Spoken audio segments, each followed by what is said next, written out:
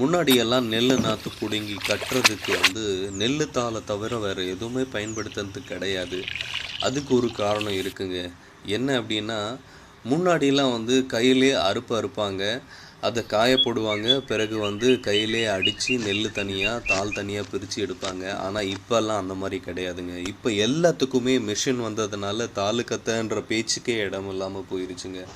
இப்போ எல்லாம் பார்த்திங்கன்னா பெரும்பாலும் நெல் நாற்று பிடுங்கி கட்டுறதுக்கு அந்தந்த ஏரியாவுக்கு தகுந்த மாதிரி தைலம் பில்லு, கோரை அப்படின்னு சொல்லிட்டு நெல் நாற்றுகளை கட்டுறதுக்கு பயன்படுத்துகிறாங்க. ஆனால் இன்னமும் ஒரு சிலர் பார்த்திங்கன்னா நெல் பில்லோட தாளை தாங்க நெல் நாற்று கட்டுறதுக்காக பயன்படுத்துகிறாங்க.